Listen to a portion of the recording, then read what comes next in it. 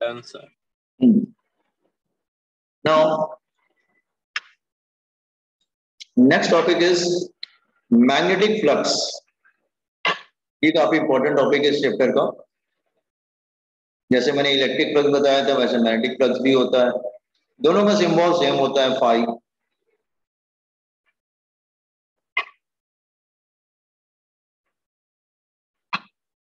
इसकी डेफिनेशन क्या होगी? Number of magnetic lines, magnetic field lines passing through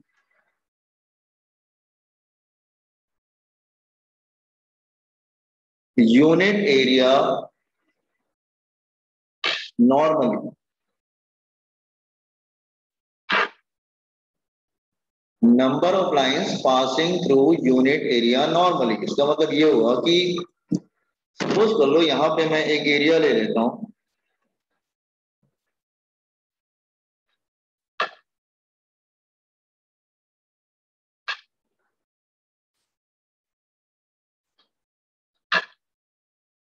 ये एरिया ए है और फील्ड लाइंस इसको क्रॉस कर रही है at angle like this way, इसको ऐसे क्रॉस कर रही है।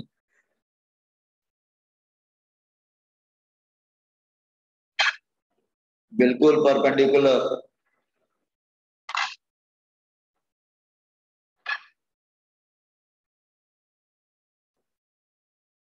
तो मैग्नेटिक फील्ड लाइंस को क्रॉस कर रही है बिल्कुल 90 डिग्री पर।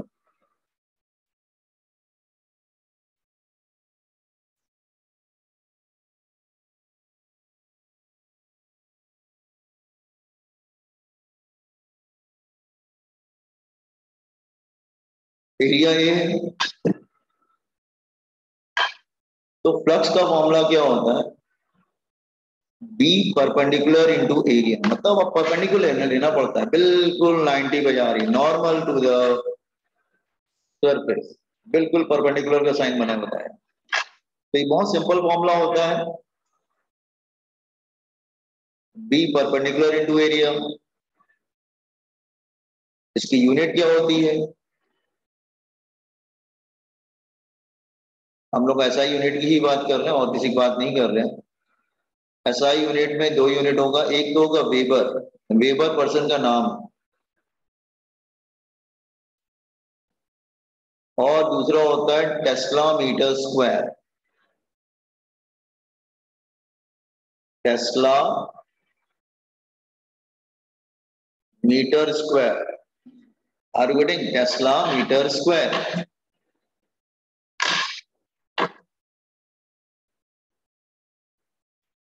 टेस्ला मीटर स्क्वायर, तो दो यूनिट होती हैं, ध्यान रखना। इसका डायमेंशन क्या होगा?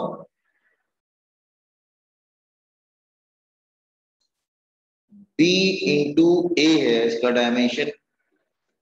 मैग्नेटिक फील्ड का डायमेंशन क्या था, हमने निकाला था क्या मैग्नेटिक फील्ड का डायमेंशन? एक मिनट, मुझे भी याद नहीं आ रहा मैग्नेटिक फील्ड का डायमेंशन के, चलो निकाल लेते हैं।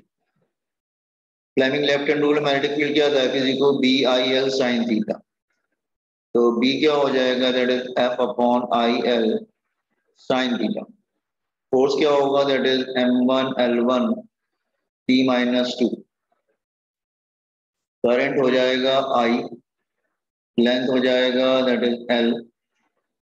तो मैग्नेटिक फील्ड का यूनिट क्या आ जाएगा, डायमेंशन क्या आ जाएगा? That is M one L zero T minus two I minus one, ये हो जाएगा ना। चलो, तो बी इंटू ए, उसका डायमेंशन क्या हो जाएगा? M one L zero T minus two I minus one, metre square मतलब एरिया क्या होगा? L to.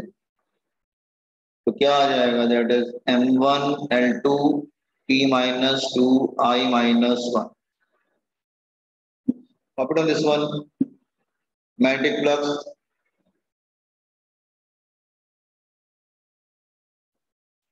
साइन थीटा को कोई डायमेंशन नहीं होता।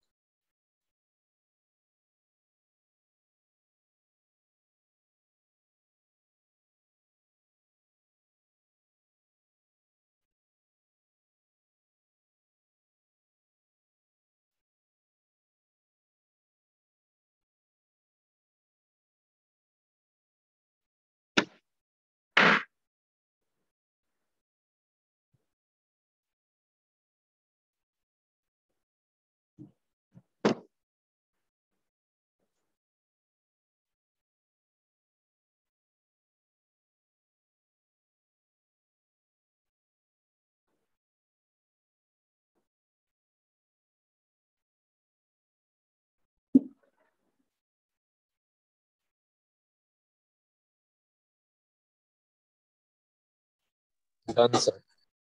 हाँ ना, लेकिन सवाल ये है कि अगर ये परपेंडिकुलर नहीं होता फिर क्या करें? तो फिर दूसरे फॉर्मूले पे हम लोग आएंगे। क्लियर अगेन, अगर सपोज कर लो एरिया इस तरह से है,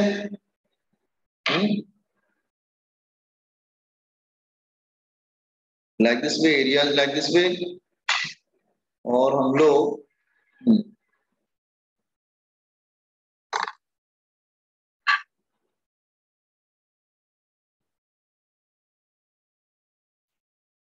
ये एरिया है, एरिया वेक्टर बना लेते हैं। एरिया वेक्टर हमेशा 90 डिग्री पर रहेगा। अगर मैग्नेटिक फील्ड इस तरह से जा रही है,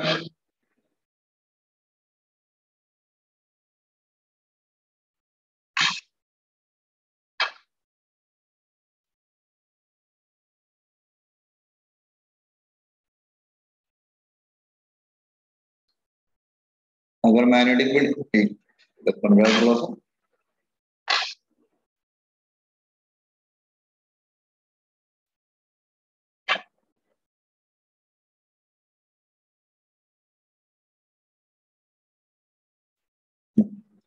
अगर मैग्नेटिक फील्ड इस तरह से जा रही हो पेनिट्रेट करके, और एंगल कितना बना रहा है तो थीटा, तो फिर परपेंडिकुलर कंपोनेंट क्या हो जाएगा? Then perpendicular component will be B cos theta.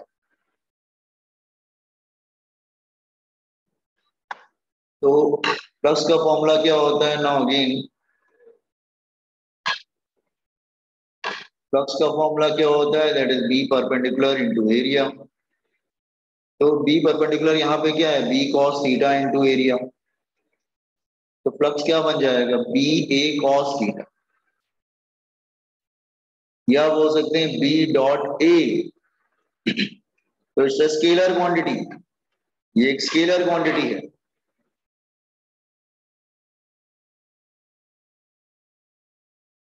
तो pi is a scalar quantity.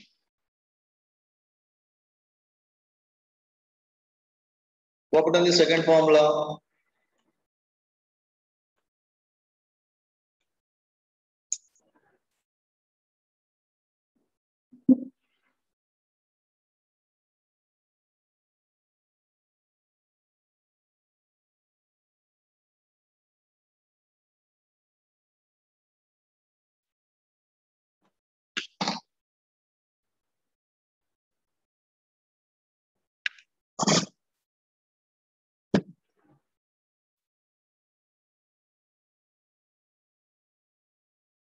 ऐसा नहीं कि हमेशा आप कोई बहुत बड़ा एरिया ही लीजिए, ऐसा कुछ नहीं है। आप छोटा एरिया लेके भी कर सकते हैं।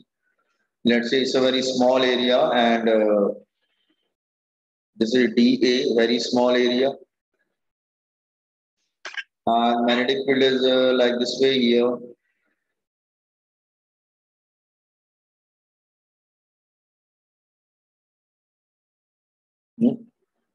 मैग्नेटिक फील्ड ऐसा जा रहा है, तो फिर हम फॉर्मूला ले लेंगे D phi is equal to B D A cos theta, या D phi is equal to B dot D A. Dot product है, और टोटल फ्लक्स निकालना हो तो क्या करेंगे? इंटीग्रेट कर देंगे। तो we will integrate D phi, integrate कर देंगे इसको, तो फिर कैसा हो जाएगा? That is phi is equal to integration of B D A cos. ऐसा तो इलेक्ट्रिक फील्ड में ही पढ़ चुके थे, सेम चीज वही चीज है, बस यहाँ वहां पे इलेक्ट्रिक फील्ड था, यहाँ पर क्या था? यहाँ पे मैग्नेटिक फील्ड आ जाएगा।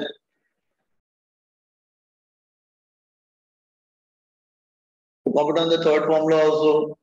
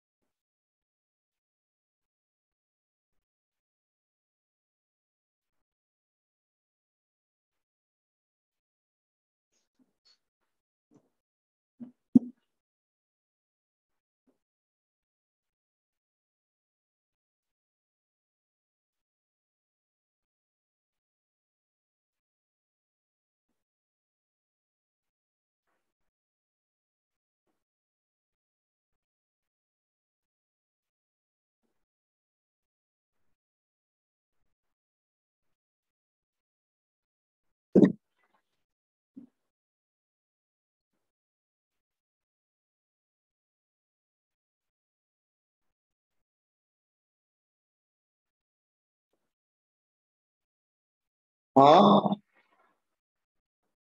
हो गया boys and girls?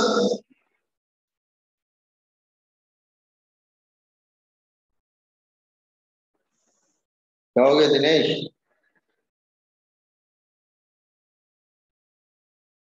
Yes sir. हो गया ना? Now next one. तो ये बात आप लोग ध्यान दीजिएगा कि एक्चुअली ये एंगल पे डिपेंड करता है कि पॉजिटिव होगा नेगेटिव होगा कि जीरो होगा। देखो जरा ध्यान से। सपोज अगर मैं छोटे छोटे 3 केस ले लेता हूँ।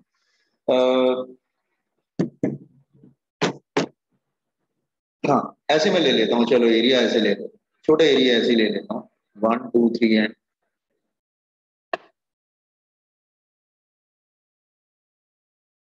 ठीक। ये सपोज कर लो area and this is area vector. In all the case this is area vector.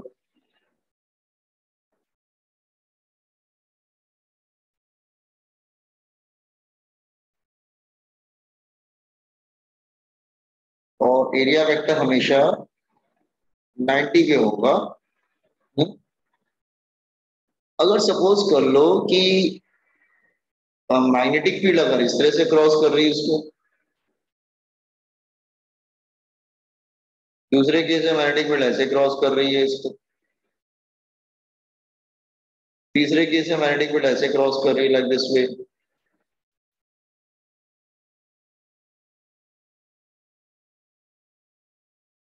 तो आप देखो ना, सब में एंगल तो अलग अलग बना रही है ना। Is it clear? सो इसमें एंगल कितना बनाएगी? 0 degree with the area vector. इसमें एंगल कितनी बनाएगी? 90 degree with the area vector. इसमें एंगल कितना बनाएगा? 180 degree with the area vector. तो फ्लक्स उसके अकॉर्डिंग चेंज हो जाएगा। फ्लक्स का फॉर्मूला क्या है? That is B A cos 0 degree. cos 0 degree is 1, तो फ्लक्स इज पॉजिटिव। यहाँ पे क्या होगा? That is B A cos 90 degree. cos 90 degree is equal to 0, तो फ्लक्स क्या हो जाएगा? 0। यहाँ पर क्या होगा? Flux is equal to B A cos 180 degree. तो डिपेंड करता है कि एंगल क्या है। तो फ्लक्स पॉजिटिव भी हो सकता है, निगेटिव भी हो सकता है, जीरो भी हो सकता है, minus B into A. Are you getting? तो फ्लक्स का सिंपल फॉर्मूला होता है B into A cos theta. Angle मतलब स्केलर क्वांटिटी है ना फाई। तो इसमें भी पॉजिटिव, इट में भी नेगेटिव। ये पॉजिटिव भी हो सकता है, जीरो भी हो सकता है और नेगेटिव भी हो सकता है। Is it clear what I am saying? तो कॉम्पिटेंस दिस वन आल्सो याद रखे, याद रखना ये बात।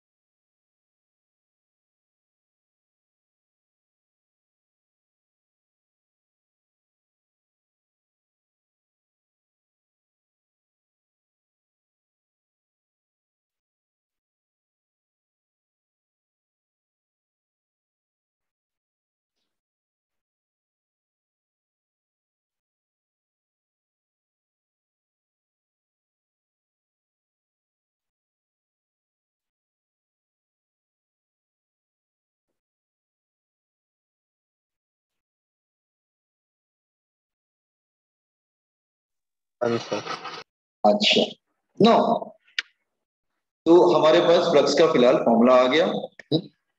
और फ्लक्स का फॉर्मूला क्या आया? That is flux is equal to B dot A या बी ए cos थीटा।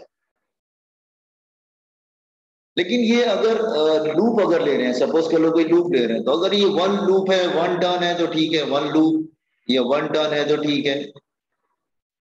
अगर n नंबर ऑफ टर्न्स होंगे तो क्या करेंगे? n से मल्टीप्लाई करेंगे for n number of turns, for n loop या टर्न्स। तो n नंबर ऑफ टर्न्स होंगे तो क्या करेंगे? इसको हम n से क्या करेंगे?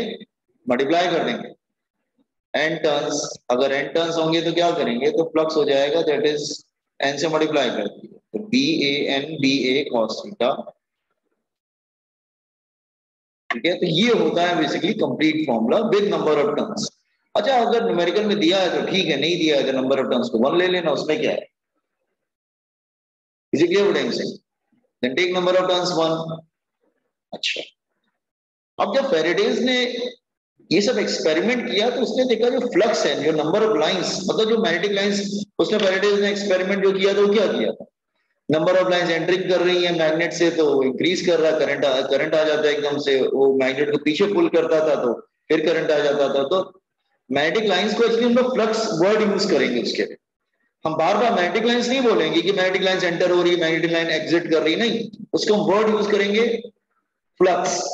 तो अब हम मैग्नेटिक लाइंस वर्ड यूज नहीं करेंगे, हम यूज करेंगे वर्ड फ्लक्स। फ्लक्स का मतलब होता है number of magnetic lines passing through that loop या सर्कल या जो भी होगा, नॉर्मली बिल्कुल 90 डिग्री पे जा रही है, ठीक है। तो फेरेडेज ने जब ये सब एक्सपेरिमेंट्स किए, ऊपर वाले एक्सपेरिमेंट 1 एक्सपेरिमेंट 2 ये सब किए, तो उसने देखा लाइंस जो है, इस लाइंस की वजह से, अब ये जो मैग्नेटिक लाइंस है, ध्यान देना,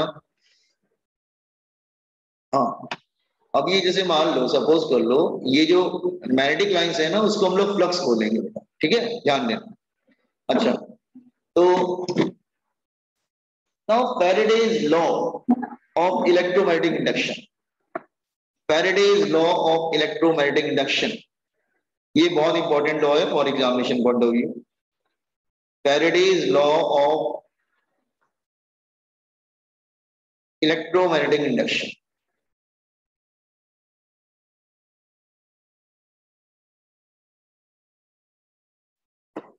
ठीक है, Faraday's law of electromagnetic induction।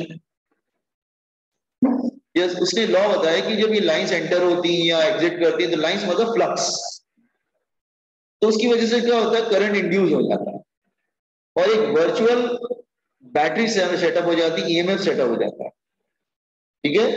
तो उसने क्या लिखा है कि the induced EMF, the magnitude of induced EMF, the magnitude of induced EMF of induced EMF in the coil, induced EMF, the magnitude of induced EMF produced in the coil, produced in coil is directly proportional to, is directly proportional to, ये जो flux है ना, जो change होता है, flux मतलब number of lines passing through unit area normally, directly proportional to rate of change of magnetic flux, proportional to rate of change of magnetic flux, rate of change of magnetic flux through the coil।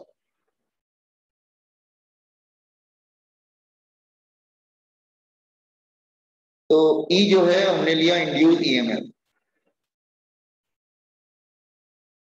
ठीक है, और I लेते हैं हम लोग induce current. तो induce EMF is directly proportional to rate of change of flux, rate of change of मतलब divided by time. तो मैंने ये आपको बताया था ना, मैग्नेट को मूव करते हैं तब करंट इंड्यूस होता है, मैग्नेट को मूव अवे करते हैं तब करंट इंड्यूस होता है, मैग्नेट को रोक देते हैं करंट इंड्यूस नहीं होता है, फिर तो जीरो हो जाता है करंट। इसका मतलब करंट तभी इंड्यूस होता है या तो फ्लक्स इंक्रीज होना चाहिए, आइदर फ्लक्स इज इंक्रीजिंग और फ्लक्स इज डिक्रीजिंग, या तो बढ़ना चाहिए कम होना चाहिए, कांस्टेंट नहीं होना चाहिए, no, rate of change of proportional ना, माइनस लगाते हैं, माइनस क्यों लगाते हैं थोड़ी देर बताते हैं। कांस्टेंट आता है that is K, constant of proportionality, that is d phi by d t, K की वैल्यू 1 होती है कांस्टेंट, तो ई की वैल्यू क्या होती है, that is minus d phi by d t. This is formula. ये माइनस का मतलब क्या होता है, अच्छा पहले कॉपी करिए फिर बताते हैं कैसी है।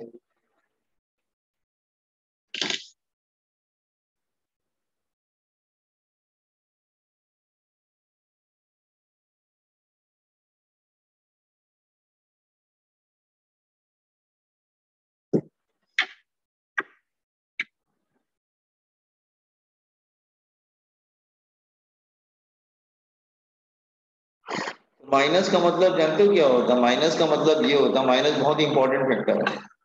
तो minus indicate Lenz law,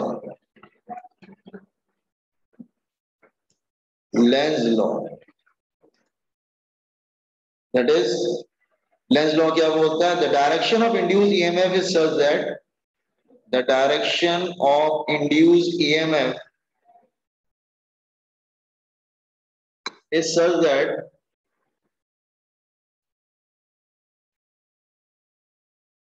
it opposes the cause,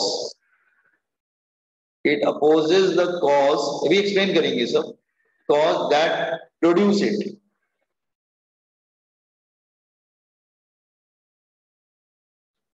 जो इसको प्रोड्यूस करता है वो उसी को अपोज करने लगता है। इसका जो करंट इस तरह से जनरेट होता है ना कि जो उसको बनाएगा, जो क्रिएट करेगा, जो क्रिएटर होगा, जो जनरेटर होगा, उसी को अपोज करेगा, इसलिए माइनस आता है। तो ये डायरेक्शन इस तरह से होता है ईएमएफ का कि जिसने इसको प्रोड्यूस किया, जो रिस्पॉन्सिबल इसको बनाने के लिए, वो उसी को अपोज करने लगता है। ठीक है, तो नेक्स्ट टाइम मैं लेंस लॉ एक्सप्लेन करूंगा। बॉयज एंड गर्ल्स, यहाँ पे हम आके स्टॉप करते हैं, नेक्स्ट टाइम कंटिन्यू करेंगे। ठीक है, तो डोंट वरी, आई विल एक हफ्ते बाद मैं आ जाऊंगा, then I will again start lectures. Okay, because of some emergency I am doing at native place. चलो यहाँ पे हम मीटिंग एंड करेंगे बॉयज एंड गर्ल्स। ठीक है, कंप्लीट इट एंड एग्जिट।